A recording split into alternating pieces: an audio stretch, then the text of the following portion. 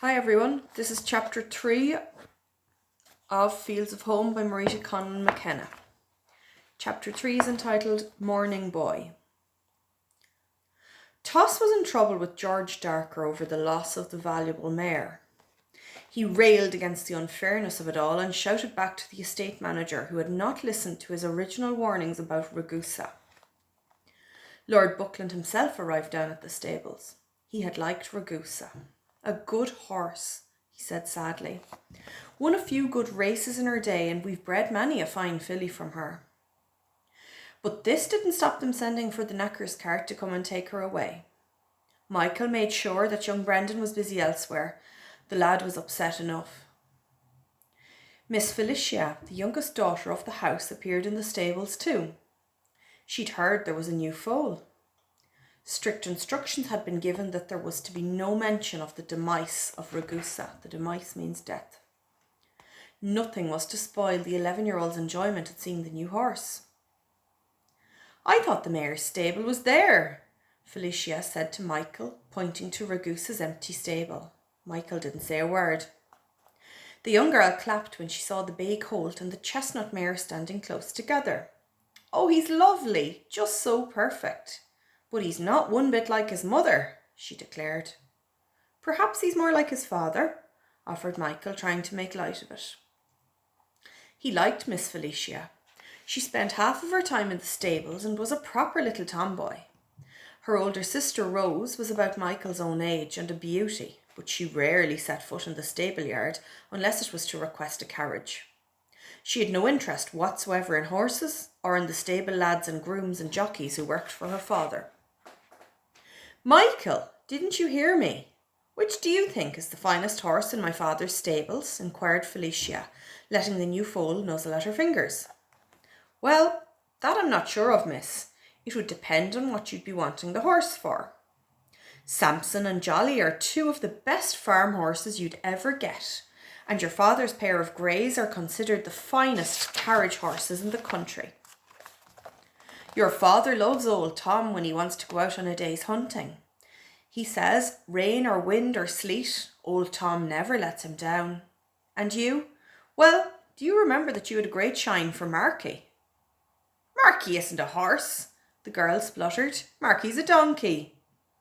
Well, that didn't seem to matter when you were small and you'd be sneaking him carrots and apples. Felicia giggled. Which do you think? She insisted, tossing her auburn curls off her face. Some of them are fast. Jerpoint's very fast. Nero's won 4 races already, and Toss feels that Juno might have a good chance this season. And, well, I like this youngster, he said, nodding towards the colt. Felicia ran her white palm along the foal's coat. He's a bit small and a bit wobbly, she stated, but I like him too. What's he called? Michael shrugged. He was only born early this morning, miss. Toss hasn't had time to discuss it with your father yet. This morning? Michael nodded, trying to block out memories of Ragusa. Then I think we should call him Morning. Morning Boy. I'll tell father.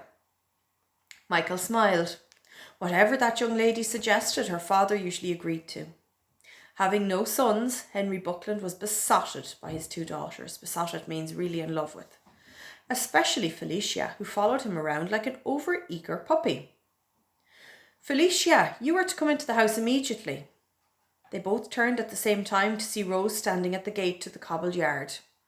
Mary is running you a bath and you are to get changed. Mother is very vexed with you. Vexed means cross.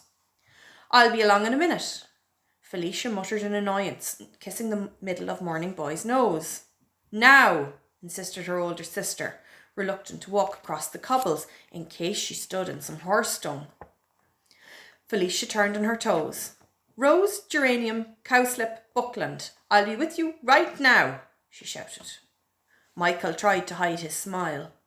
Miss Felicia reminded him so much of his younger sister, Peggy, full of spirit. Poor Rose had turned the colour of a turkey cock and was walking as fast as she could, skirt flying back up the avenue. At the top of the rhododendron-lined avenue stood the big house. Michael remembered when, as a young lad, he had first come to work in the stables of Castletaggart House. He had found it so hard to believe that anyone could live in such a grand place, with its hundreds of sparkling window panes and stonework ledges and wide granite steps. In the 6 years since he'd come to work at the big house, Michael had learned so much, not only about horses, but about the big house and its ways. At first, Toss had only let him clean out the stables, just mucking out, the very worst job in the place. Michael begged for the chance to ride the horses and was overwhelmed with disappointment at each refusal. Still, Toss had no complaints about his work. "I'm watching you," was all Toss would say. Obviously, Michael had to show his ability before he would be trusted with any of the Buckland horses. In time, Toss gave him his chance. There was no doubt that Castletaggart House was the finest house ever, and Lord Henry Buckland a very wealthy man. Every fish that swam in the river and lake, every cow that grazed on the vast green fields, every pheasant and woodcock that inhabited the undergrowth, every apple or cabbage that grew from the rich brown soil was part of the vast Buckland estate. There were about 40 tenants' cottages on the estate for the workers and their families. The tenant farmers worked the estate lands and in return were given a patch of ground where they could only grow barely enough to feed their own families.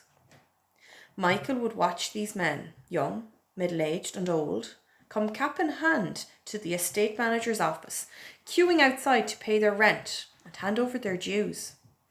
They reminded him of his father long ago, that same wooden look in their faces, their eyes set, their hearts hardened. They probably had ignored the pleas of wives and children to hold a few shillings back in case the winter was hard or the sickness came, or worse, God forbid, that the potatoes would fail again. No, these men would pay their way and hand over the money they earned, the crops they grew, the animals they raised. They had no choice. George Darker, the estate manager, would write down the figures in big brown ledgers. He was barely civil to them. Civil means friendly or nice or even speaking politely. He was barely civil to them, stubbing the page with a dirty finger to show where they were to sign their name or make their mark. Sometimes Lord Henry, if he was in the mood, would join them, puffing his pipe, making polite conversation with the men. Michael could sense a growing feeling of unease amongst these tenant farmers. He listened as they talked between themselves behind cabin doors and in crowded public houses. Michael wondered what would come of all this talk. These men wanted change.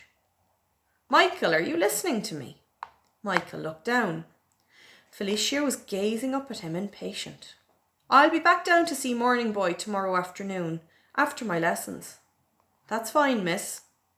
She raced across the yard, swinging on the open gate and humming to herself as she tried to catch up with her sister and make amends. So in that chapter, you should be imagining, in your head, that they're in the stable yard and the young daughter of the house has come down to see the new foal. Michael or anyone in the yard, they're not allowed to mention the fact that the foal's mother died this morning, in the morning of the chapter. There's talk of the tenant farmers. These were the people who lived on the land and had to pay for renting the land as well as work for the landlord. And towards the end of the chapter, it talks about people becoming, people talking. This is about the time in the 1800s when people in Ireland became restless with having to pay to use their land, with having to be forced to be tenant farmers and to pay dues to the landlord in the big house. So these are the times when things started to become a bit restless and the Irish people started to think about, rebellion, I suppose, and land wars. Okay, so that's the end of chapter 3. We move on to chapter 4 tomorrow. Thanks for listening.